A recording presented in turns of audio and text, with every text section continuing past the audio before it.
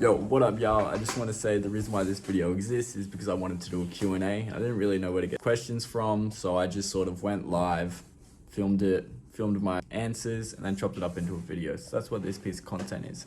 Thanks for watching. Appreciate y'all. If you had Drake's net worth, what would you do with it? Firstly, get out of debt. Probably something lame. Get out of debt. Then go and visit my mum. Then take the whole family on a holiday. And then start a business. It would be in something along those orders. Clear debt, get out to my family, and then reward everyone in my life for no reason whatsoever.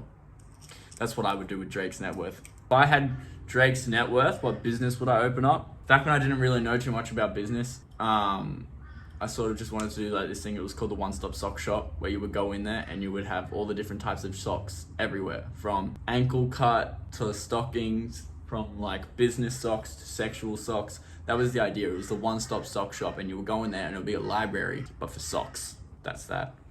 What sort of business would I start now? I would probably move overseas and start some sort of weed business, and then probably bring it back over. Now, this is a super interesting question. Do you think you are your internal dialogue or the part of you that is listening to it? We're definitely not our thoughts. All right, thoughts are separate to us. We're definitely not our thoughts. Am I able to recognize these thoughts and respond to them outside of this body? Then it is not my body that responds to the thoughts. Then it is the response given to the thoughts separate to my body. Have I been given the ability to think about thoughts or to respond to thoughts outside of my body? No. Do I believe that thoughts are the thing that we are? No. In this regard, do I believe that we are the thing that is responding to the thoughts? Yes. Cool. Where's all your Eshe content gone? It just didn't feel as authentic. I feel like you should do it because there's not really many blokes on TikTok now that do the funny content, like for Eshe stuff. I had a lot of ideas for that. And, you know, I think they're all fucking worthy of being explored, to be completely honest with you. So how long have you been speaking weed for? I was like 16 or 17. So I was like a later one. Do you want to hear about that story? So I was sitting in my older brother's room, and it was him and his two mates who were up from Sydney.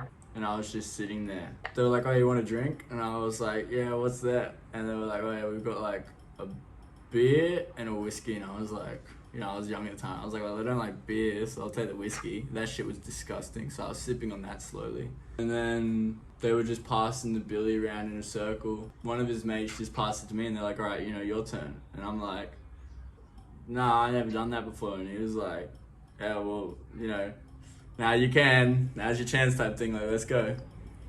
And so I look at my older brother and I'm like, well, what do you reckon I should do? And he just sort of turns around on his chair. So he just went back to his computer when I asked him, so he never responded. It just felt up to me, and I was like, yeah, alright, you know, I'll do it, just a small one. And then yeah, now I smoke it every fucking day, and I smoke the highest quality in Australia. Fucking.